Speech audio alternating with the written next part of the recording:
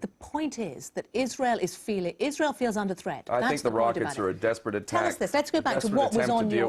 Let's talk about what was on your ship, because Israel says that there was no humanitarian aid on that ship. What was on it? We had passengers on that ship who are expressing their humanity. In a way, that's a form of humanitarian aid. That was not the primary cargo ship. To deny that the cargo ships, which were also confiscated, didn't have things like cement, didn't have things like wheelchairs, didn't have things like medical supplies, is another lie.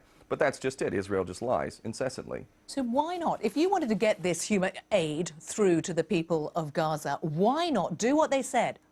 Dock in the port of Ashdod in Israel and allow even an Egypt or an international organization to deliver the aid? Because it would be acting like a fool who believes that Israel has any intention of actually delivering all the aid that you're bringing. They don't allow cement in, they don't allow building supplies in, they don't allow all sorts of things, to the point that you have an unemployment rate that is the highest in the world, a poverty rate that's African levels. You have children who are malnourished and anemic. You have terrible, terrible hardship.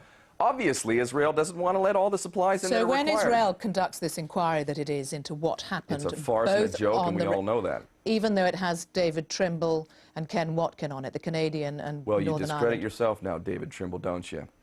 You know? If Sorry. they asked you, would you give them evidence?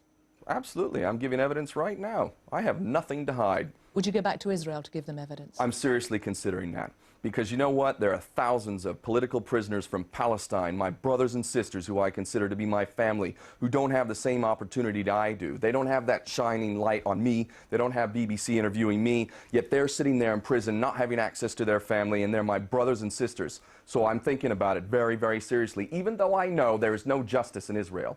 Do you fear for your life? You've talked about the fact that you might be on some I believe in what Malcolm X said. When he was asked, what is the price for freedom? Malcolm said, the price for freedom is death.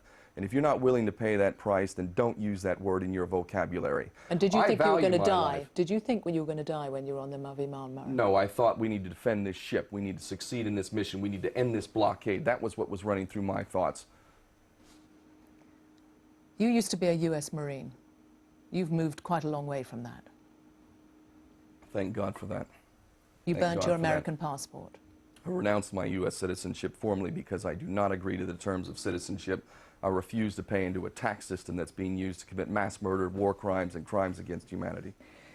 Your anger, how will you use it next? Based on love, and that's why I do what I do. How will you use it next? What will you do I've been next? involved in a project called Aloha Palestine, a social enterprise intending to do safe trade with Gaza, to bring in items counter to what Israel is getting from Britain and the United States, weapons of mass destruction, small arms and things like that, to bring in safe trade items such as things that are needed for the civilian population to live a decent life. And that is a problem that we need to address in this world, is the absolute lack of the Palestinian people to exercise self-determination, and living on aid is not the answer. So my focus is trade. And if I can't be the director of that company... What about the other side? Because a lot is focused on the import, getting stuff into Gaza. Surely the best thing for the Gazan people would be to allow to export all that they do.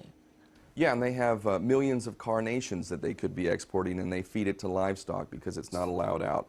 So, is that a security measure from Israel as well? So what do you do next? Is it another trip on a ship in to try to break the naval blockade, which will stay? You know, I have a family. I'm a father. I have a beautiful son, a beautiful wife, and I have some responsibility to them, but I have a greater responsibility to the world that I live in. I don't know that it's possible for me to not be on the next flotilla, and I'd really like to say publicly right now, Hugo Chavez, you need to be on that flotilla. Nelson Mandela, if you can possibly do it, you need to be on that flotilla. Anyone who's serious, who has any real influence in this world, who really cares about justice, you need to be on that flotilla. We will end this blockade, and that's where I intend to be, on that next flotilla. The chances of any of them going on that flotilla presumably were reduced when there was violence. Do you feel in any way responsible on the behalf of those on the ship for the violence that came from it? I feel responsible for defending that ship and the mission, which was intended to protect innocent civilians who are being collectively punished in a policy which would only be considered insane by any thinking, compassionate person. So it was worth it? It was absolutely worth it. We need to do it again. Ken O'Keefe, thank you for coming on Hardtalk. Thank you.